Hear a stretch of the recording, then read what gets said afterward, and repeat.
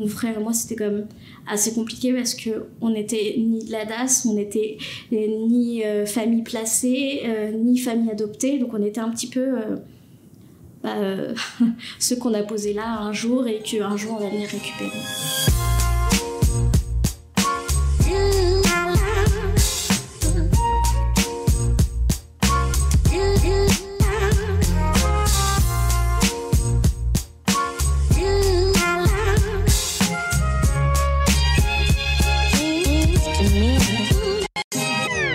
Pendant la guerre du Vietnam, ma mère est devenue orpheline et elle a vécu dans ce qu'on appelle un village orphelin. Ma grand-mère adoptive l'a rapatriée en France. Elle avait 16 ans. Elle est arrivée dans un monde qu'elle connaissait pas et je pense qu'elle était un peu naïve. Et elle a rencontré mon père, biologique, qui était peut-être pas quelqu'un de très bien, était violent. Je l'ai découvert un peu plus tard, mais en fait c'était un passeur. Il ramenait des gens du Vietnam pour les mettre en France. Mon frère est arrivé en premier, elle avait 17 ans, elle avait pas de travail, elle avait arrêté ses études. C'était un peu, je pense, chaotique. 2-3 mois après, elle est tombée enceinte de moi. Et là, en fait, elle a eu 2 enfants à charge avant 18 ans. Donc c'était assez compliqué. Elle n'a pas pu nous gérer puisque mon père... on ne sait pas trop ce qui s'est passé cette année-là. Il faut savoir que je suis née grande prématurée. Je suis née à 4 mois et demi de terme. Je pesais 800 grammes quand je suis venue au monde. Ma mère venait d'apprendre que j'étais là. Elle travaillait dans un restaurant et elle ne voulait pas qu'on sache qu'elle était enceinte. Donc elle mettait des ceintures ou des choses pour cacher son ventre. Et en fait, j'avais peut-être pas assez de place, ou je sais pas, ou peut-être que j'étais trop pressée de vivre. Et comme ma mère s'est séparée de mon père, avec 2 enfants en bas âge, c'était compliqué. Du coup, ma grand-mère a dit, écoute, je les prends à la maison. Ma mamie, c'est quelqu'un de formidable. Elle est famille d'accueil pour des familles en difficulté. Elle a 10 enfants à elle, 5 dont un adopté. Et la famille de la DAS qu'elle recueillait. À table, on était facilement entre 10 et 15 tous les jours, matin, midi, soir. C'était génial. Il n'y avait pas de télé, il n'y avait pas... c'est l'école de la vie, c'est l'école de la nature. On manquait de choses, c'est sûr. On était tout le temps 10 à la maison. On n'a jamais eu nos propres affaires à nous. Mon frère avait des chaussures trop petites parce qu'on n'avait pas les moyens de payer autre chose. J'avais des vêtements Ça faisait 30 ans qu'ils étaient là, j'avais des vêtements de mon frère. Ma grand-mère, elle m'a acheté une robe pour mon baptême. C'est le seul vêtement neuf que j'ai eu de toute mon enfance. Pour moi, il y avait 2 vies. Il y avait ma vie avec ma mamie et la vie le week-end, un week-end sur 2 avec ma mère et son copain, qu'on appelait aussi papa. J'étais heureuse là-bas parce que ma grand-mère me donnait tout l'amour dont j'avais besoin. Et c'est compliqué à dire, je suis désolée si maman tu regardes ça, mais je voulais pas la voir. C'est méchant de dire ça, je voulais pas la voir. Et je me cachais dans la cave en me disant peut-être que si je me cache, elle me retrouvera pas et elle partira sans moi.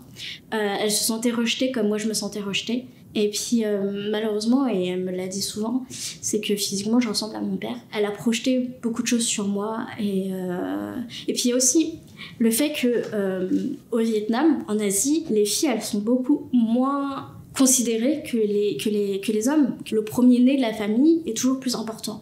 Et moi j'ai toujours brutalement ressenti quand on allait chez ma mère, c'est qu'il y avait un favoritisme de folie avec mon frère et je me suis toujours sentie inférieure à lui. Chez ma grand-mère, c'est tout le contraire, c'est parce que c'est une femme, elle est seule. Pour moi, c'est l'archétype de la femme forte qui n'a pas besoin de mari, qui n'a pas besoin d'homme dans sa vie pour s'élever, pour élever ses enfants. Et tout le monde est au même niveau.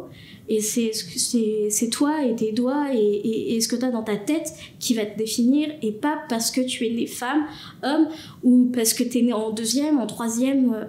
J'ai eu une vraie fracture de conviction quand je suis partie vivre chez ma mère.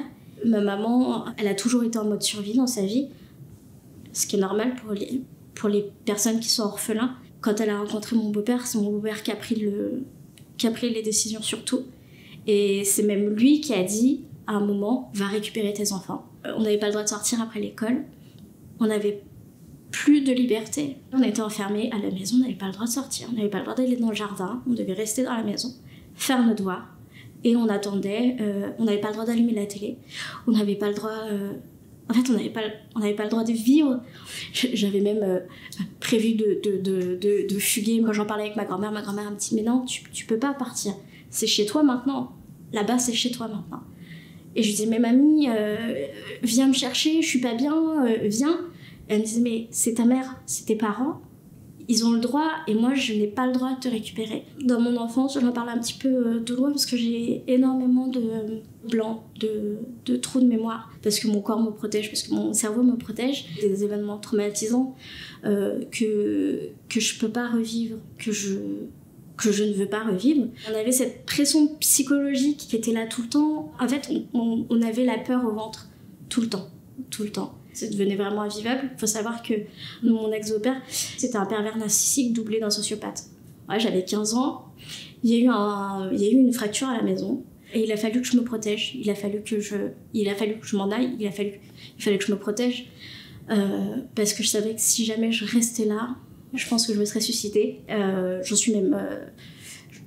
j'ai même fait plusieurs tentatives et c'est mon frère qui m'a récupérée. Et en fait, c'est à ce moment-là où je me suis dit, en fait, tu peux pas mourir et le laisser gagner. Et en fait, j'ai fait des papiers. Enfin, j'ai cherché tous les lycées de France avec des internats, avec des options qui me faisaient partir de la maison. Donc, j'ai pris option russe, grec ancien, enfin, des trucs vraiment très, très restreints en disant, voilà, je pars en internat, j'ai abandonné mon frère, je suis désolée, c'était une question de survie. Je pense que c'était mon moyen de dire à tout le monde, en fait, ça va pas là.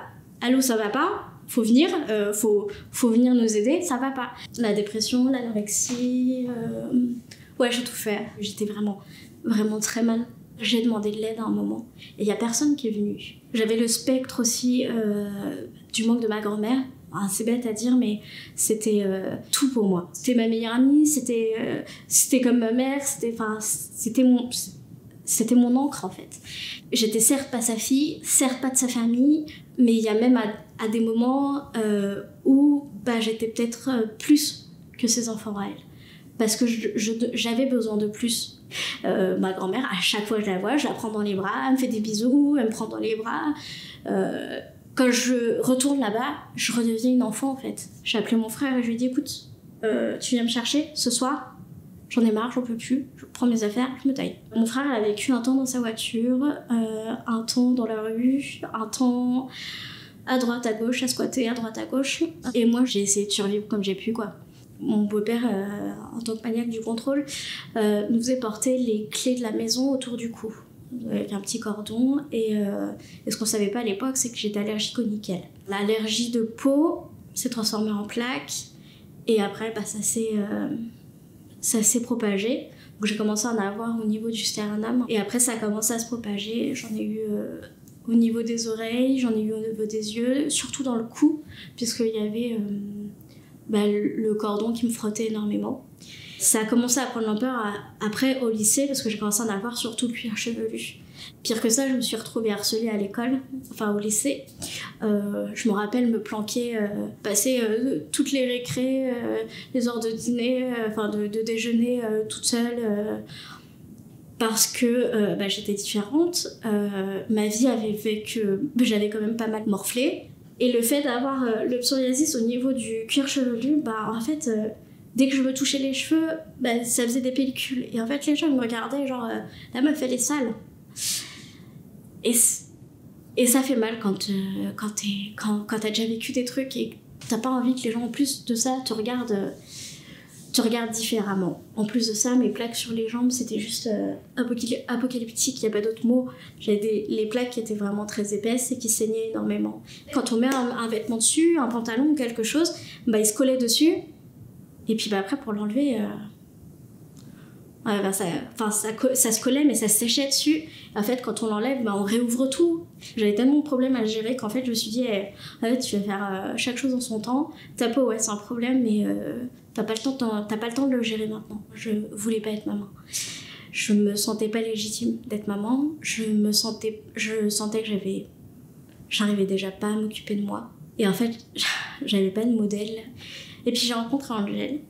Et lui, il m'a dit dès le début, en fait, je veux des enfants. Je voulais pas avoir des enfants pour avoir des enfants.